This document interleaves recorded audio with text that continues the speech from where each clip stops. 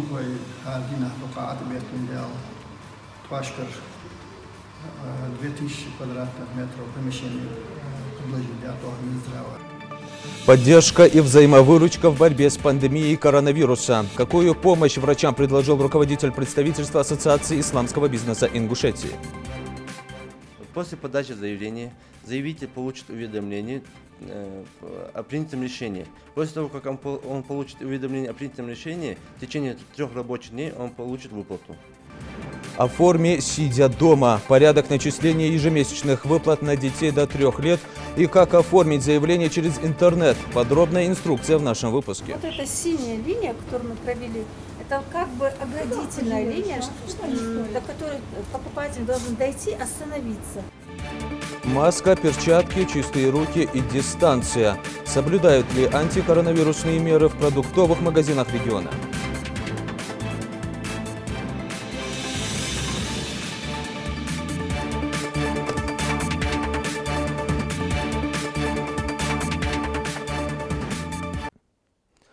На телеканале «Ингушетия. Время новостей». Здравствуйте. В России за сутки выявлено 3448 новых случаев заболевания COVID-19. Число заболевших в стране уже 27 938 человек. В Ингушетии стремительно растет статистика заболевших коронавирусом. На это повлиял поток наших земляков, которые возвращаются в республику из Москвы после того, как в столице ужесточили режим и ввели спецпропуска. Подробные данные сообщили в Роспотребнадзоре. Ситуация в Ингушетии, как и по всей стране, идет по нарастающей эпидемического процесса, к сожалению. По состоянию, за вчерашний день у нас прибавилось 63 выявленных случая, из них 20 случаев, которые раньше ушли на подтверждение в Ставрополе, так, накопительный эффект, и 43 случая, которые наша лаборатория выявила. Таким образом, на сегодняшний день у нас выявленных случаев, официально учтенных, 153 случая коронавирусной инфекции.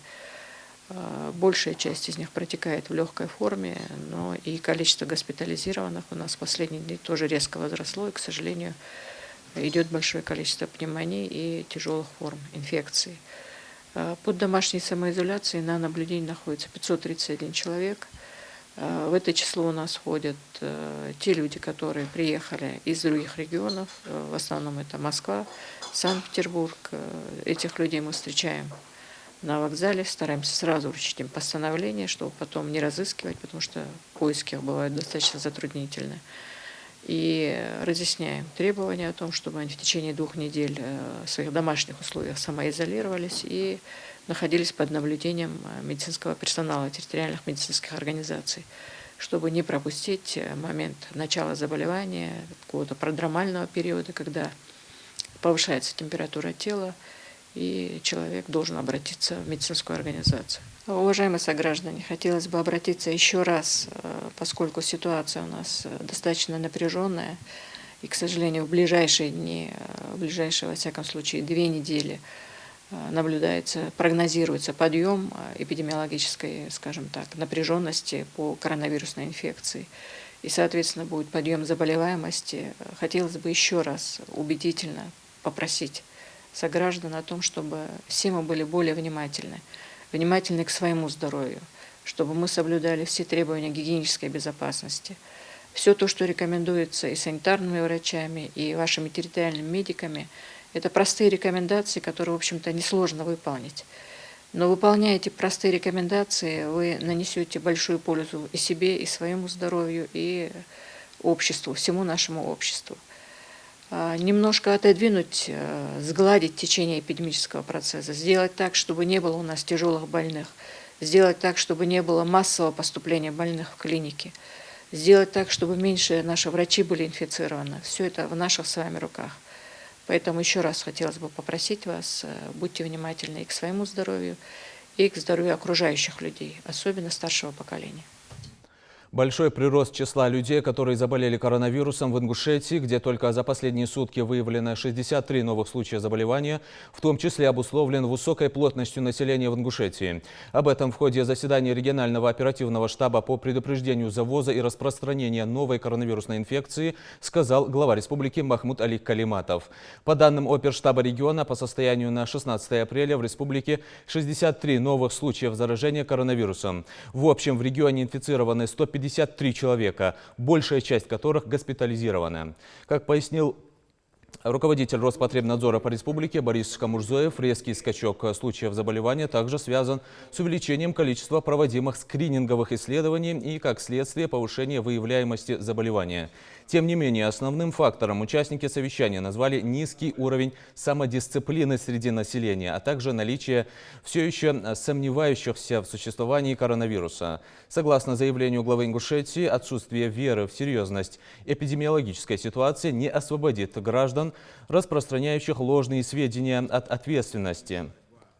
Отдельно обращаюсь к тем из наших граждан, которые вообще не верят в существование коронавируса или считают его безобидной инфекцией. Уверяю вас, опасность вполне реальна. И если вы не прекратите свою деятельность по дезорганизации и обману населения, распространению ложной информации, мы применим в отношении вас силу закона, добавил глава региона. Дорогие друзья, сегодня наш народ, как и вся Россия, как и весь мир, живет в условиях нависшей угрозы распространения новой коронавирусной инфекции. Если сегодня у нас уже самоизоляция в целом за 500 человек, если у нас сегодня подтверждено более 150 человек коронавируса, и за 2 дня возросло это с 90 до 154, это уже беда. За 2 дня почти треть опять заболевших. И единственное, что спасает от этого, это спасает самоизоляция. Это спасает дистанцию держать, при необходимости только. И себя ограждать от этого. Если есть какая-то либо ситуация, даже простуда легкая, необходимо сразу обращаться к участковому врачу, в скорую помощь.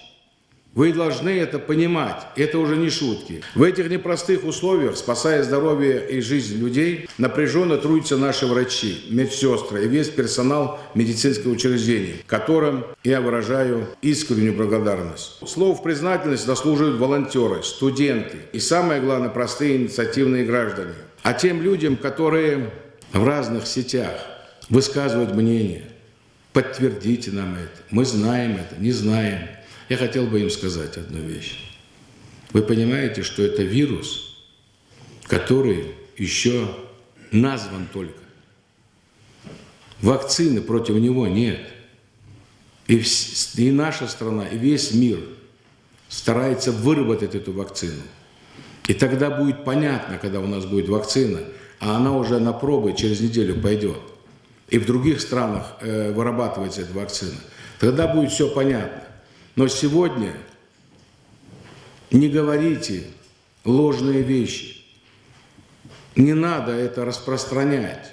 Ну как вам еще объяснить то, что вы наносите вред? Вы, не знаю, читаете ли что-то, либо смотрите ли вы новости, мировые новости. Там же все понятно. Маломальскому человеку, который воспринимает реальную ситуацию. И службы обращались к населению. По телевизору высказываются и комментируются учеными.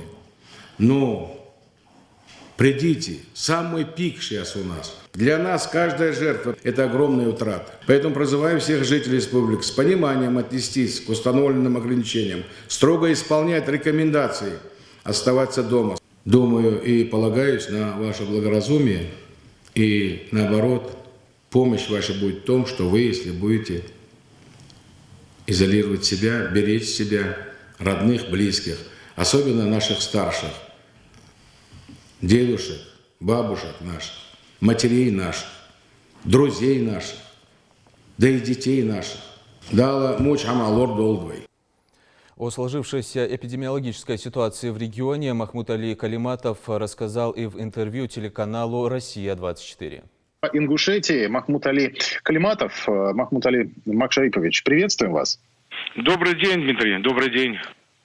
Да, добрый день. Вот хотелось бы, конечно, в первую очередь узнать, какова сейчас вообще ситуация эпидемиологическая в регионе. Вот по последним данным, я читаю, поправьте меня, если я не прав, 63 человека инфицированы. Как вообще сейчас в республике налажены противоэпидемические меры и что происходит вот как раз с ограничениями? Вводятся ли жесткие, либо пока еще просто режим самоизоляции? Дмитрий, в действительности у нас рост, у нас подтвержденных на сегодняшний день, вот как раз вот сейчас штаб провел я, полчаса назад закончили. У нас 153 больных с подтвержденным подозрительным анализом, госпитализированные. Из них 17 у нас в тяжелом состоянии, они в реанимации. Это и 7 человек подключены к аппарату искусственной вентиляции легких. В целом, конечно, это все вот пациенты, в основном, это 65+, как раз вот. И все необходимые у нас средства есть для лечения. Вот. Но вот этот рост, он определяется тем, что у нас плотность населения вот в Ингушетии, да, соизмеримо вот, ну так, не знаю, удобно не говорить, но с Москвой у нас плотность очень большая, да. Это не оправдывает, но больше мобилизации нам нужно. А так вот этот рост, он произошел в части того, что особенности в части того, что люди, никак вот тут не сладим. Мы там свадьбы, все мероприятия культурно, массово все отменили и контроль установили. А вот похороны, вот такая ситуация возникает. И у нас вот врачи, которые заболели, тоже у нас там, принимают, где вот поликлиника, которая больница определена для коронавируса, да, там у нас только один врач. Положительный у него результат. А остальные это, кто-то дочка приехала там с другого региона, да, и врач, мама, она заболела. Поэтому в других медицинских учреждениях, вот это вот общение, которое, не удержишь людей. Вот самая главная беда, что как бы не объяснял, не говорили и приняли все меры, и все возможные там, и подключили. Махмуд Али Макшарипович, если позволите, как раз уточняющий такой вот момент. Главы районов, городов работают в постоянном режиме. Вот это вот не исключишь, никак не получается исключить вот это вот, ограничить 100% людей общения. Вот это беда в основном.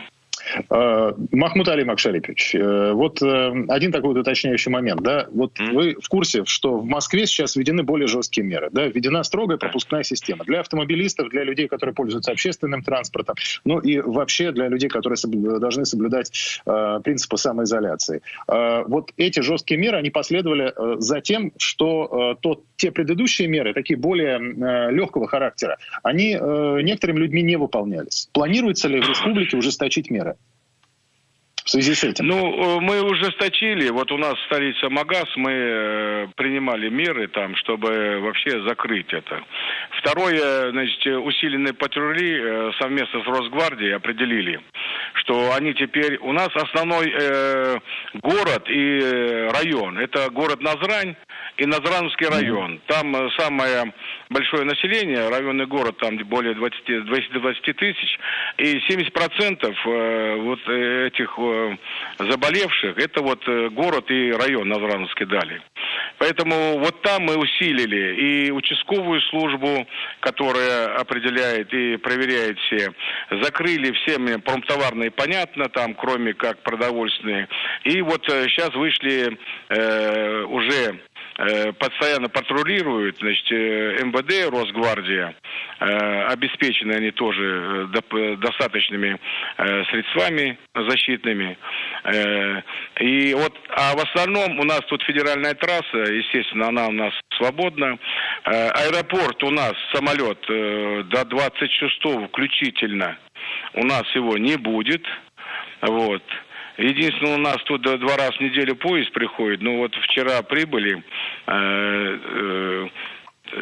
там 60 человек, ну 20% это как бы жители республики, остальные, так сказать, ну у нас специальный Минтранс определил, мы раньше это сделали, автобусы специализированные с защитными костюмами водителей, они до границы там соседей довозят их, сразу вот берут, и также мы делаем в аэропорту. А сейчас вот аэропорт у нас, можно сказать, закрыт.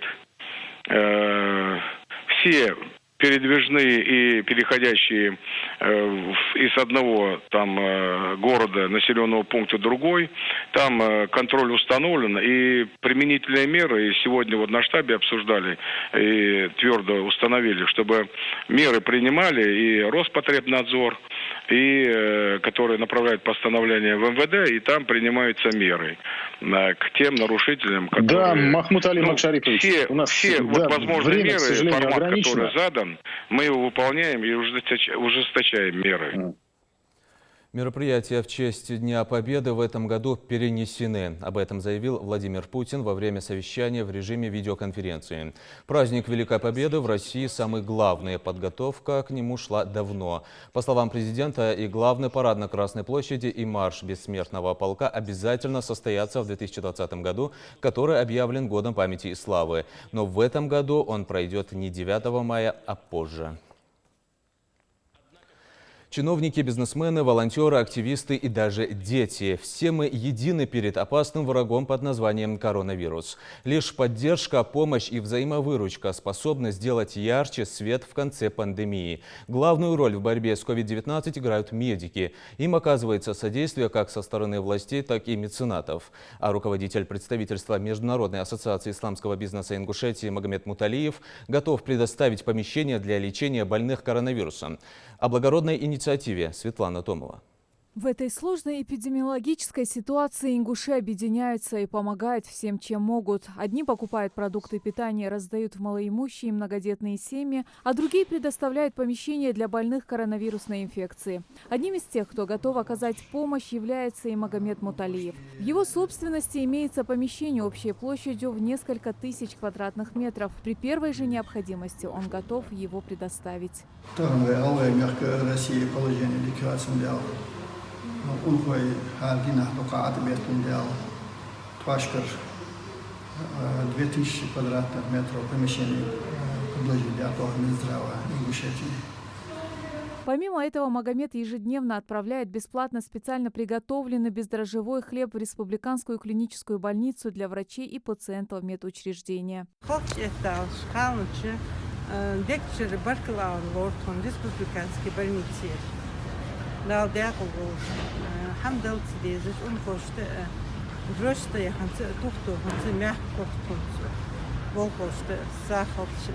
Напомню, ранее ингушских врачей, контактирующих с зараженными коронавирусом, поселили в гостинице «Асса». Вынужденная мера предпринята на период борьбы с COVID-19 в целях защиты близких и родственников медиков. К сожалению, случаи заболевания среди медперсонала есть. Принимая все это во внимание, региональным Минздравом и руководством гостиницы «Асса» в Назране было принято решение поселить медиков в отеле. Администрация заведения позаботилась не только об удобстве, но и безопасности здоровья медиков, стоящих на передовой в борьбе со смертельной инфекцией. По мере того, как мы узнали, что происходит во всем мире, даже в Российской Федерации и в нашей республике, мы предложили Минздраву нашу гостиницу под размещение врачей, больных. Желающих помочь своим землякам с каждым днем в Ингушетии и за ее пределами становится все больше.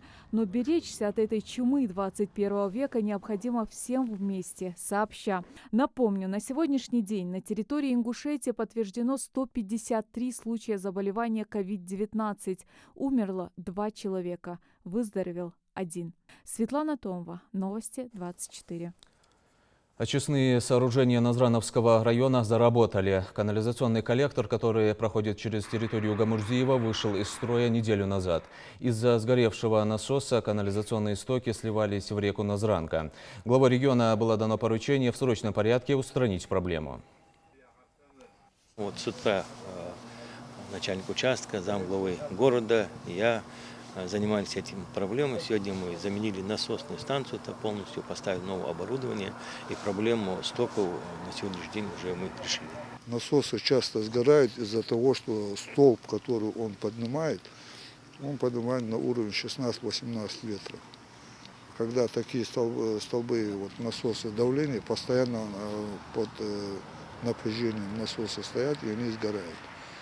Опять же, в нечистотах там и мусор, и механическая очистка идет.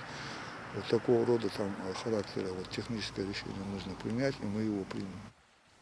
Ранее в социальных сетях появилась информация, что канализационные стоки по трубам из Назрановской больницы сливаются в Назранку. Местных жителей не на шутку взволновал этот вопрос, ведь в учреждении сейчас находятся больные коронавирусной инфекцией. Власти пояснили, канализационный коллектор обслуживал только местное население и ряд образовательных учреждений в селении.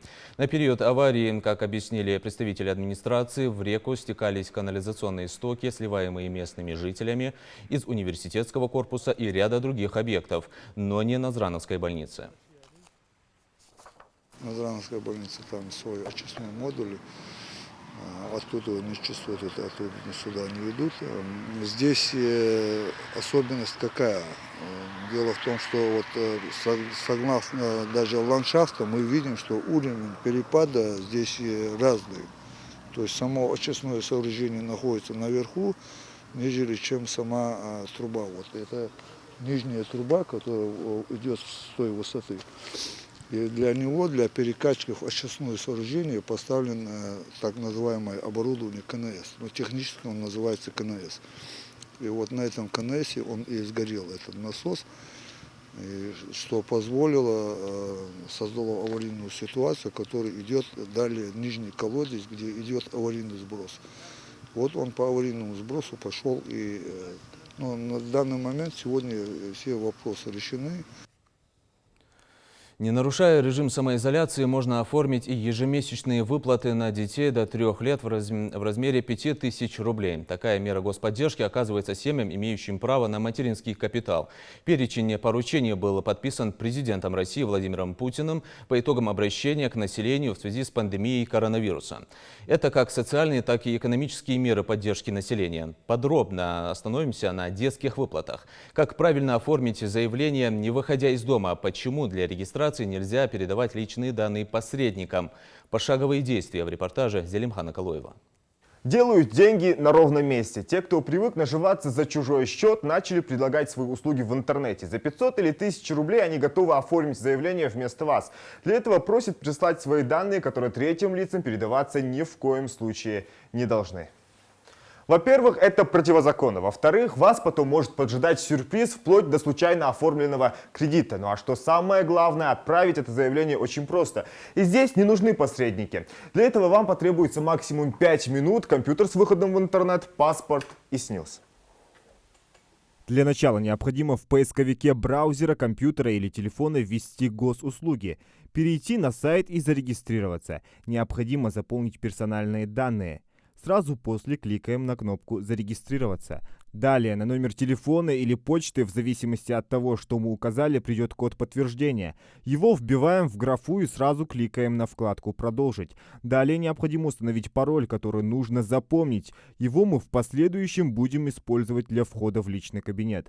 Потом нам нужно вбить паспортные данные и номер СНИЛСа. Далее кликаем на «Сохранить» и внимательно проверяем правильность введенных данных. И потом мы получаем упрощенную учетную запись. После проверки паспорта и СНИЛСа она получает статус «стандартная». Но для того, чтобы подать заявление и пользоваться всеми спектрами услуг портала, нам недостаточно стандартной учетной записи. Для этого нужно подтвердить личность через Сбербанк онлайн. Открываем приложение Сбербанк онлайн, переходим в раздел «Платежи-переводы», листаем вниз, нажимаем на вкладку «Регистрация на госуслугах», Далее подтвердить учетную запись. Далее появятся ваши данные и номер телефона. Кликайте на вкладку «Продолжить». После вам необходимо вбить номер вашего СНИЛСа и снова нажимаете на вкладку «Продолжить». После всех манипуляций вы получите подтвержденную учетную запись. Сразу после мы переходим на сайт Пенсионного фонда России, кликаем на вкладку «Личный кабинет». В правом верхнем углу нажимаем на «Вход». На открывшейся странице вводим данные нашей учетной записи госуслуг, которую мы создали ранее. Заходим. Открываем список сервисов, листаем вниз и в разделе «Мат капитала» наше заявление стоит первым. Кликаем. Выбираем территориальное отделение Пенсионного фонда, затем сохраняем. Второй раздел «Данные заявителя». Все пункты заполнены и нам необходимо установить статус заявителя. Третий раздел «Сведения о детях». Открываем и добавляем сведения о ребенке. В четвертом разделе необходимо ввести реквизиты банковского счета. После заполнения всех необходимых пунктов ставим галочку и кликаем на вкладку «Сформировать заявление». После этого система отобразит наше готовое электронное заявление. Обязательно перепроверьте внесенные вами данные и нажмите «Отправить заявление». Для подтверждения вы можете сохранить квитанцию. Статус можно отслеживать в истории обращений. После подачи заявления заявитель получит уведомление о принятом решении. После того, как он получит уведомление о принятом решении, в течение 3 рабочих дней он получит выплату. Точные сроки пока назвать сложно из-за наплыва заявителей. Ежемесячные выплаты, начиная с апреля, положены семьям, получившим или имеющим право получить материнский капитал, независимо от времени. Но не стоит забывать, 5000 рублей полагаются на каждого ребенка только в возрасте до 3 лет. Это очень важный момент, и даже 1 месяц играет большую роль. К примеру, если вашему ребенку 3 года исполняется в апреле, то вы также можете претендовать на выплату, но она будет только за 1 месяц. Если в мае, то за апрель и май. Если в июне, вы получите деньги сразу за все 3 месяца. Больше никаких требований нет. Президент России с этим предложением выступил в ходе обращения к населению в связи с распространением коронавируса. После уже вышел подписанный указ. Такая поддержка особенно важна для семей, где дети сейчас не посещают ясли или детский сад. Для родителей, которые находятся на больничном или в отпуске по уходу за ребенком. Что касается нашей новой меры поддержки, а именно выплат на детей в возрасте от 3 до 7 лет включительно, то поручаю правительству форсировать все организационные мероприятия, чтобы семьи начали получать эти выплаты не в июле, как планировалось, а на месяц раньше, уже в июне. Также прошу губернаторов ускорить передачу необходимой информации из региональных ЗАГСов в налоговые службы. Коллеги, это принципиально важно, чтобы начать выплаты. Независимо от того, сколько детей в семье, заявление подается одним электронным экземпляром. Надо лишь воспользоваться функцией «Добавить ребенка». Расчетный счет, как и заявление, может оформить только владелец сертификата. Специалисты Пенсионного фонда отмечают, выплаты успеют получить все. Главное, не поддаваться панике. Хочу обратить внимание, чтобы люди не торопились с подачей заявления. Заявление можно подать до 1 октября текущего года. То есть, если, например, человек подаст заявление с 1 июля 2020 года по 1 октября 2020 года, то он получит выплату за 3 месяца сразу. Социальная мера, которую назначил президент, безусловно, должна помочь жителям в период пандемии коронавируса. Воспользоваться этой альтернативой можно, не выходя из дома. Если вы хотите обратиться в пенсионный фонд лично, не забывайте, они принимают исключительно по предварительной записи. Поэтому прямо сейчас сядьте за компьютер, пересмотрите наш репортаж и начните оформлять заявление. Зелимхан Калоев, Магомед Шаухалов, Новости 24. Соблюдать карантин и режим самоизоляции, не относиться безответственно к мерам профилактики, не игнорировать рекомендации медиков. С призывом к населению обращаются старейшины, религиозные деятели и спортсмены.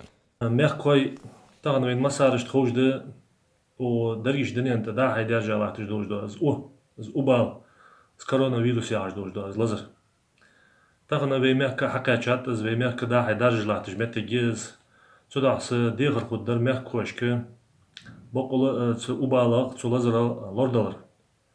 Так дал Куран чула тауку айдикум ила талука андвеге, шейдио мش هل كلرا чмутуся. Ведио мش дал хват давеге, вейш هل كلرا чтуся. Сюда лордал дезждовей. Элчуну ант алейхиссалату вассалам ла дарара вала дирара. Хайна наха зима дилаян ант элчуну алейхиссалату вассалам. Так убала мش тору вес хай андвег дал элчуну алейхиссалату вассалам. Сдол шахри дачи могу, нагасана сан шахри долж кулет, сучи шахри дачи могу, نقعسن حوار شهري زلزر درجة متي كولي سوشل أرموا سفيال دا أروالي قشح زلاش محو يعلدز زلزر أوبا لاش محو يعلدز سودا في هارني تينوش اشد زدوش تقعد عشو غيشات زدوش تقعد أروالي نقشح ناغا زداها درجة دوش دو حمدي يشات سودا بقول ديخر خدر شاج لورلي غوق دو اتج أرمدول ساجتر سوقت حمخلش مار أرمدول بيرج أرمدوليت تاخن دمال حاجاش متي نخ ليلج با بيرج ليلج ده سودا تاق تصولج وا ساقا اشين ديتسو خوش زلازر داحي دوارج دي ترلوتسو يوغ لورج تاق سمو دوش دوش حمن قاها لورج ياغر در واجب دوينا لوردال ديزوي حاني اوچه اگر سوقت وغن زوقواش متي مار ارسو والش سوقت وغن زوقواز متي جمالاي ابتيكي ووج وا ساقج علورو ويس حاني اوج مغج موازر تيقوت شلون متك دعوة يعهم يتجاتك يجي تيجي وود جوا سجل على روبيس ماسكي يلا برجات كاجيخكا لورلو جوا ويس جوا هني أوشة وين خوشة ويز لازر داهي دوارج دوي نقعسن شي موج جوا خوشة ويز داهي دوارج دوي ويك دالو باي مر اسخوات د اسحم هني أتيج متي بيكتوق مي اوت دوي زي شات في ازمو دوج دو حمدي تحس بوج بو نخول دوتسج شي يوم مش حادثة في وقش تليفونش دوت شغل اشت دوش داتس بق داتس اشت اردقة حمد زياغش اشت شحما شغل اش نخ ответственность نخ باتش اشت مياخري عالي شوج نخ باتش تان وين بوزج نخ باتش سودا يوم مش حقوش بولش تيش مي بولش وين حال بليش بولش ناخ ويك حياخر دي سمودوش حمن قاع ويك ياخر دي واجب دوين بقول دي خر درس بقول دي هنا ويقام دوخ قام داتسر زلازر دادال سويت اور غلق دوات جويت اور ارت دولر لوردلر ماسكاج ليلر كلجي داحد ستيلر اشت تاشي قوميتر يخيلاتش السلام عليكم يعني وعليكم السلام الش اشت قواچم غوبتسن سيليخي داد اوج اش كلجي ستيلر زمتيجيج دال ديكتر دولوين دال تمبالا موسل بالا اوني لازر بالا دال وي مخلور بول نان داغ ستيلر دال الجن امت лордолт السلام عليكم ورحمة الله وبركاته. Обращение ЮАРС как руководитель спортивной школы чемпион сельского поселения Яндери. Тахана вейгер халха лорды дезештары вейдер лорды штаны вей усул бежили ежели лорды безу вейх. Тахка вейцалар нах лорды безу вей низлам қуатчы. Вейцалар нах вей қуатты болжу. Баққа бары жамал бары жу вей низлам қуатчы. Тыш лорды бары солға вей қамық хайтез вей. Самоизоляция أخذ حما جوال ديك دوشتس إرسمت على самоизоляция أخذ تخنا حيديغا زيد عدد دوت أرس والله جوال أقسام قردك على الحمد لله. Также хочу от себя добавить, что каждый человек, каждый гражданин Российской Федерации, каждый гражданин Республики Ингушетия должен отдавать отчет за себя и за своих близких людей. الله شيء لورد أودي الله شيء ذيك شامته أحد واقبي ده ووش لزرقة ووش حمقة الله لورد أودي. تاني حتى يتبار بار يلزر في دقة سوستي يشولش ده كذا نختم وش خليتي شولش ده واش قواتش دهان في حدش واش ديه حش دهان في حدش بتشعو عدلو في جاه دهان في حدش كذا نختم وش خبولش لورش في واش تقرش نها بال كذا خبولش لتيجي أسواد درياتش واش أبيت دلر دكنا واش أبيت بلر صدش باه دروي في سجوا أشوف سجوا دشوف واش أبيت لو واش أبيت دلر كذا يدش في ديزر في حيج ديزر شكل خمامشي فشنكر هذا دنيا شاكا لقلد سندات ميركو وتدي ميركو عوتدي لا تشمدي دال تدل فرز يوتيها إمامش أرصابين از فرز سديت جزء من نرجع داريلش خاتم بروين از غلق جاه значи ми дольк згулок قيرم يدول خاي خابير خاي شروي وي لدو отцвей دел душай файмар душай وي متك لوريه قوس دي انتخ بان لور ديخ درس زيرتي سجوا دش كزغا واشا بيتلش تكاش قچا هم يز اوش باناخ صور كزغا كراصا زماور وودش чуваш даводиш масклилиш перчатка лилиш вокул дихр дарсы ушинкера сабрдер массажка.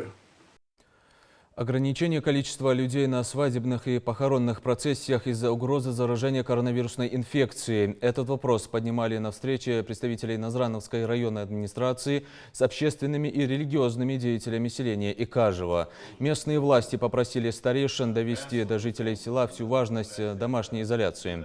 В этой непростой для всего мира обстановке самое эффективное, что могут сделать жители региона для защиты от опасной инфекции – просто отсидеться дома.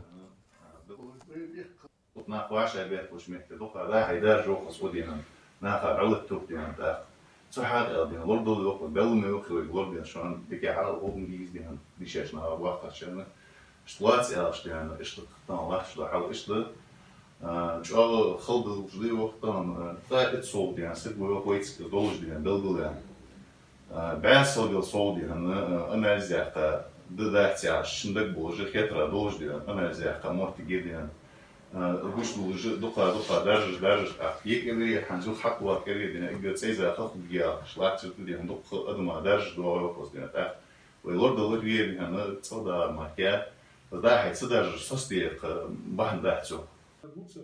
К этому призывали и богословы, присутствовавшие на встрече. Умех молдол мяжик дамык иладиве.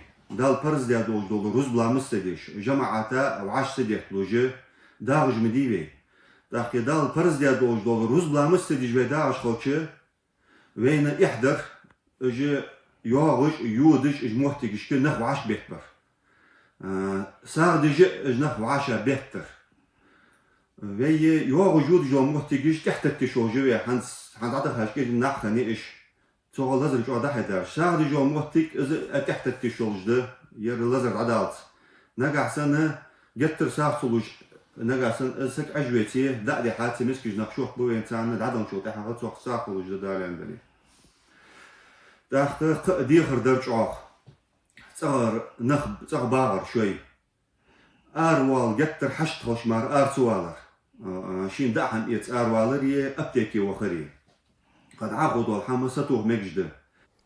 В течение 2 ближайших месяцев в Ингушетии запрещается ловить рыбу. Полный запрет на любительский и спортивный вылов вводится с 15 апреля в связи с началом нерестового периода. Таким образом, ловить рыбу в течение ближайших 2 месяцев запрещено на всех водоемах Ингушетии, Дагестана, Чечни и Кабардино-Балкарии.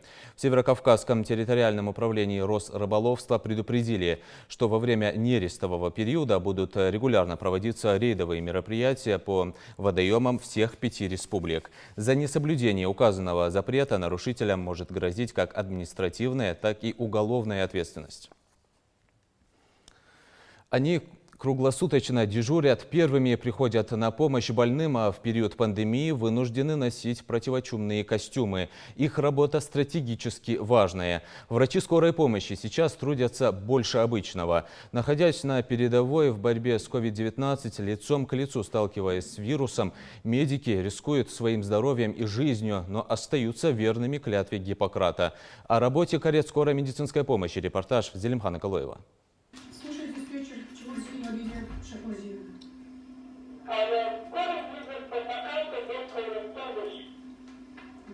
Звонки на пульт диспетчера не прекращаются. Сейчас они как на войне. Вирусный враг может поджидать где угодно. Поэтому врачи работают в полной экипировке, чтобы не заразиться. Очередная бригада выезжает к пациенту с подозрением на коронавирус.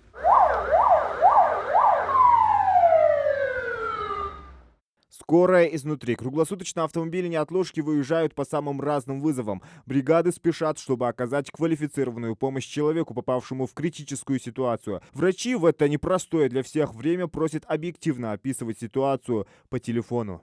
Правильно подавать жалобы, не скрывать.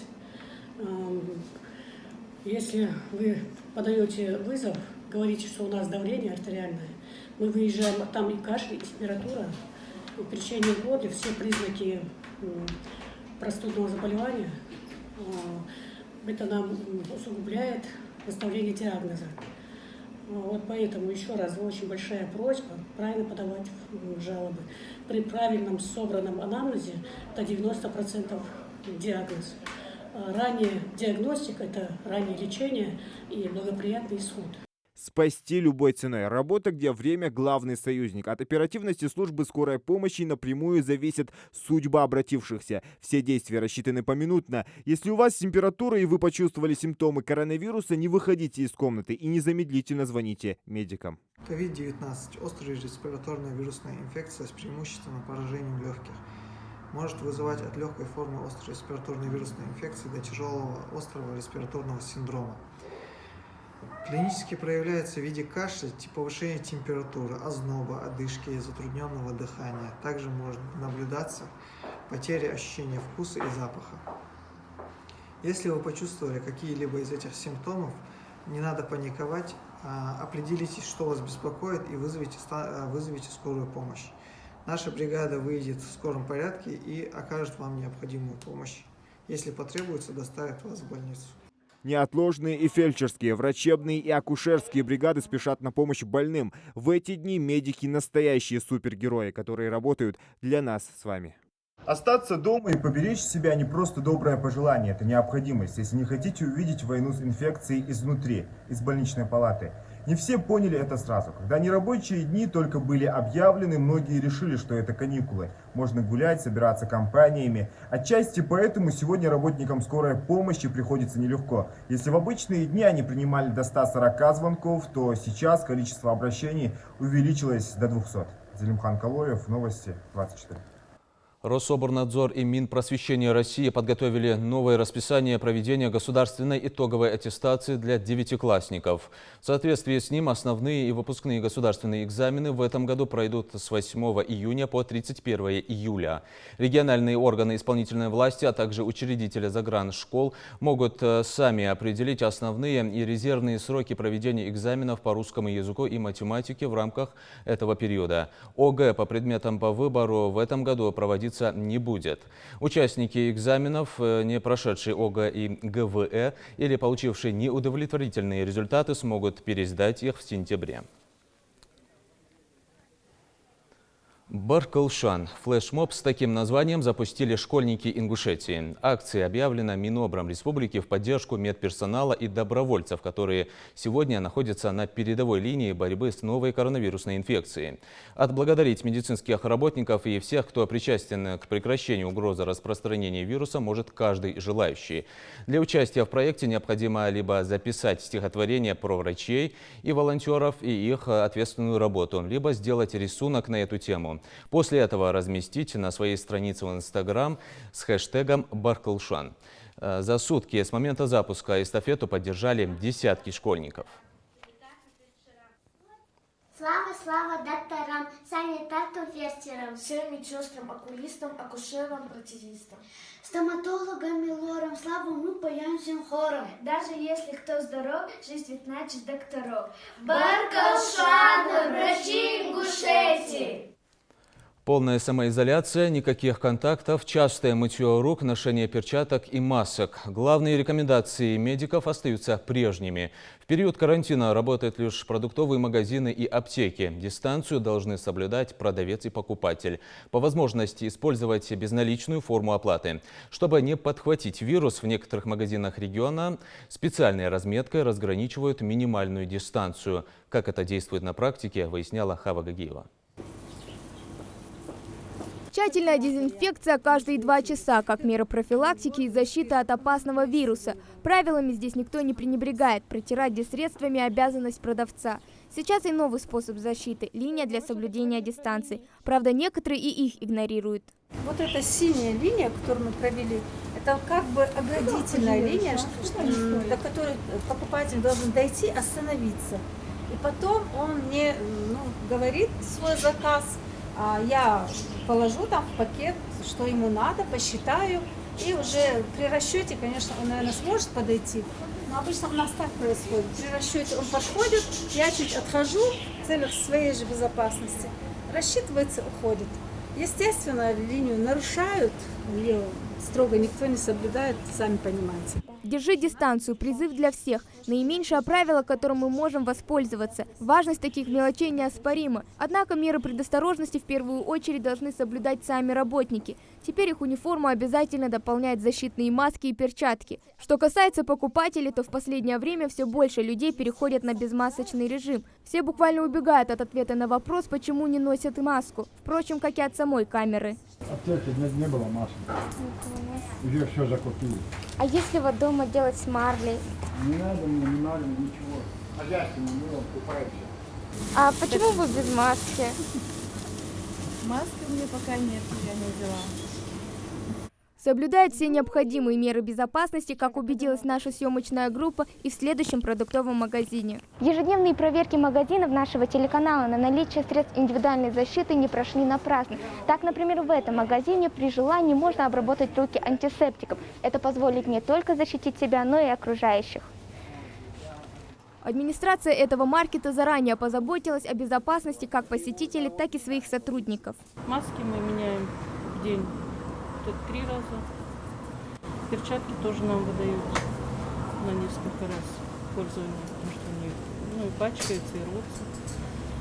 Обрабатываем руки антисептиком. Установлены разметки дистанции для соблюдения дистанции покупателя. А вот соблюдает эту дистанцию? Ну, в принципе, да. Достигаем уже лучшего показателя. Ажиотажа практически нигде нет, да и продуктов на всех хватает. На дефицит никто не жалуется. Как и в любом крупном супермаркете, здесь представлены все группы товаров. Однако всех интересует вопрос, почему цены растут. Цены поднимаются от завода, сами магазины эти цены не повышают. Многие поставщики присылают официальные письма с заводов, что идет повышение цен. Да, тот товар, который находится у нас в России, какая цена на него может повышаться. Мы его не привозим за пределы, его курс не зависит от доллара, но цена почему-то на него повышается. Просим очень сильно обратить на это внимание. И не ругать в первую очередь магазины, а ругать поставщиков. А вот в вашем магазине можно приобрести лимон или имбирь? В данный момент туда сейчас есть и имбирь, и лимон, но тоже, я вам скажу, цена не такая, какая была раньше. К сожалению, многие жители до сих пор не хотят верить в опасность нависшей угрозы. Победить болезнь можно только при одном условии – придерживаться правил карантина. Хава Гагиева, Асхаб Белакиев, Новости 24. Госдума приняла закон о корректировке даты дня окончания Второй мировой войны, согласно которому День воинской славы переносится со 2 на 3 сентября. Как подчеркивается в документе, Президиум Верховного Совета СССР в 1945 году принял указ об объявлении 3 сентября праздником Победы над Японией. И кроме того, на оборотной стороне медали за победу над Японией, которой награждали участников боев, указана эта же дата. Авторами такой инициативы выступили глава Думского комитета по обороне Владимир Шаманов, депутат Георгий Карлов, сенаторы Григорий Карасин и Михаил Козлов. По их словам, поправки направлены на сохранение исторической справедливости в отношении победителей во Второй мировой войне, увековечение достойной памяти погибших при защите Отечества. И на этом наш выпуск завершен. Оставайтесь дома и на канале Ингушетия.